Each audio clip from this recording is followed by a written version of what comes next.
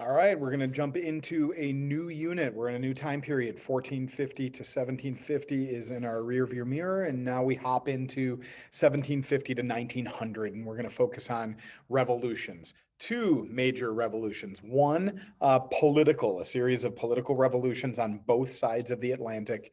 And then we get into the Industrial Revolution. But we're going to start off with those political revolutions. And in 5.1, we need to talk about the Enlightenment era that spurred those revolutions on. So what do you need to know? First, the Enlightenment philosophies applied new ways of thinking and understanding the world, and what we call an empiricist approach to both the natural world and human relationships. Empiricism is the idea that we actually need to be able to hold on to or see or sense things that are happening around us, rather than just relying on tradition or religious beliefs. And these are ideas that had been growing through the Middle Ages into the Renaissance, and now obviously we see them in this Enlightenment period. This is going to bring a re-examining of the role of religion and reason in public life, and bring new political ideas about the individual, their natural rights, and the idea of a social contract between the subject or a citizen of a state and the government. The Enlightenment is going to question those established traditions in all areas of life, and will precede some major rebellions and revolutions on both sides of the Atlantic. And then finally, nationalism is going to become a major force in shaping the historical development of states and empires. So let's jump into the ideas of the Enlightenment, and we're going to start with some political ideas. And I'm going to give you a few names of Enlightenment figures that you should be familiar with. By all means, there are many more, but these are kind of the core guys, and a couple women that we'll talk about, that you'll want to be aware of for the AP World Exam. First, in the realm of politics, Thomas Hobbes. He's a 17th century thinker who spoke and wrote about the social contract that existed between subjects and their governments. Now, Thomas Hobbes, in his book Leviathan, argued that life was nasty, brutish, and short, he said, and that people, subjects, needed to give up some of their rights to a powerful central authority who could maintain law and order. But then John Locke comes around, who argues that social contract actually provides the subject the right to revolt against their government if they're not protecting their natural rights of life, liberty, and property. And John Locke's ideas will eventually get incorporated into the American Declaration of Independence by Thomas Jefferson. A Frenchman, Jean-Jacques Rousseau, will expand on this idea of the social contract and the sovereign's responsibility to carry out the general will of the people. And this idea that if the king is not looking out for the general will of the public, that obviously change is needed. You should also be aware of another Frenchman named Baron de Montesquieu. He called for a system of checks and balances through separated powers. This is going to strip the power from a central authority like a king, Louis XIV or 15th or 16th, and spread it amongst many individuals in different branches of government, like we see in our own executive, judicial, and legislative branches. In the field of economics, we've also got some new ideas centered on Adam Smith in his book, The Wealth of Nations, who is going to reject mercantilist ideas that called for governments to protect their local economies and restrict individuals from purchasing goods from foreign countries.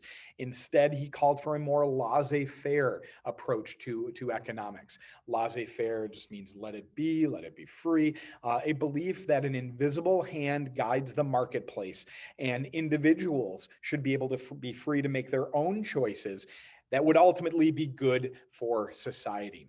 This becomes the foundation of modern economics.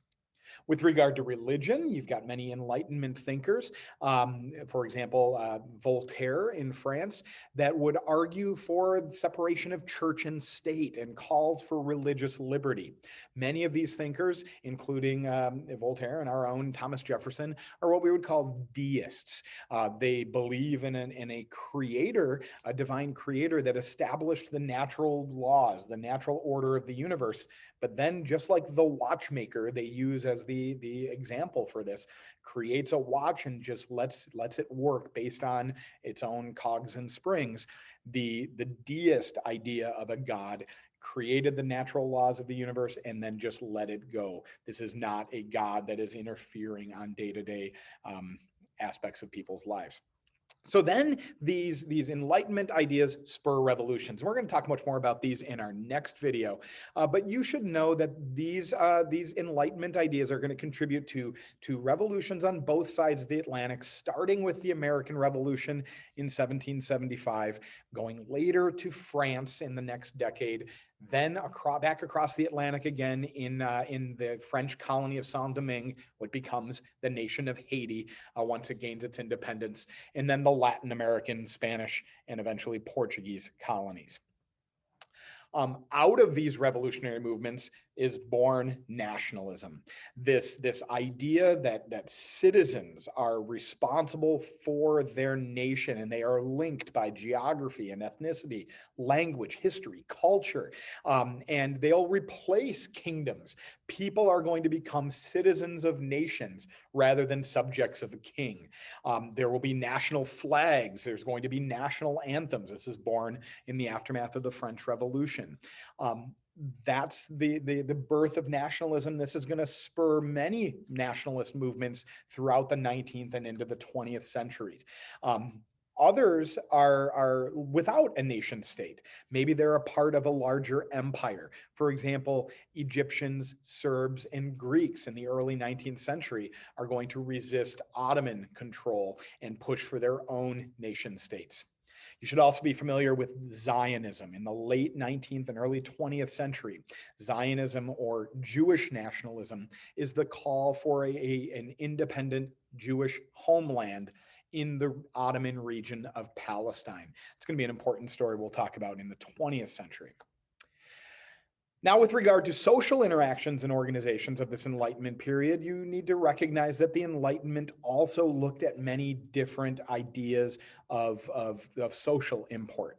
For example, the expansion of voting rights, and particularly voting rights for women, the abolition of slavery, and the end of the institution of the serf, and feminist movements that will call for political rights for women. With regard to these social issues like feminism, you've got a couple important figures. Olympia de Gouges, who will argue that during the French Revolution and its founding document, a declaration on the rights of man and citizen, well, that women should be included as well. And she writes her own declaration on the rights of women in this new France that is being created. Mary Wollstonecraft in England will write a vindication on the rights of women, arguing for more education and political equality for women. Now, these early feminists, they're not going to see in their lifetimes the fruits of their work, but by the late 19th and into the early 20th century, the right to vote will begin to expand in many Western nations to women. Although in some places like France, it's going to take until after the Second World War for full women's suffrage to take place. The abolition movements became a very important aspect of the Enlightenment as well. The movement to end slavery will gain traction in the late 18th century and ultimately bring an end to the slave trade, particularly first by Britain, and then later the abolition of slavery itself.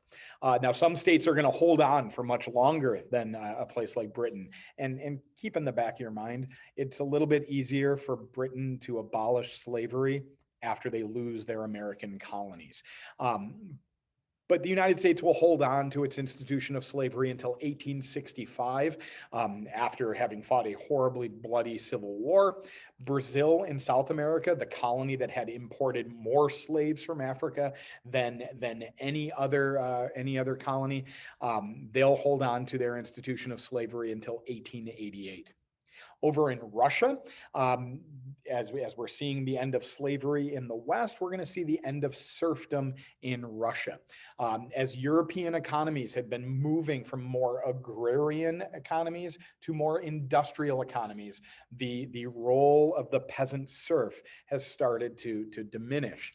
But in Russia, that was later to industrialize than anybody else in Europe, the institution of the serf still existed. But in 1861, the Tsar of Russia, Alexander II, will abolish serfdom and essentially grant freedom to 20 plus million Russians who previously were tied to their land and lacked any ability to move off of it. So what do we want to take from this? One, empiricism and this idea of reason contributed to the intellectual movement known as the Enlightenment. Enlightenment movements contribute to political revolutions on both sides of the Atlantic and an expansion of individual rights.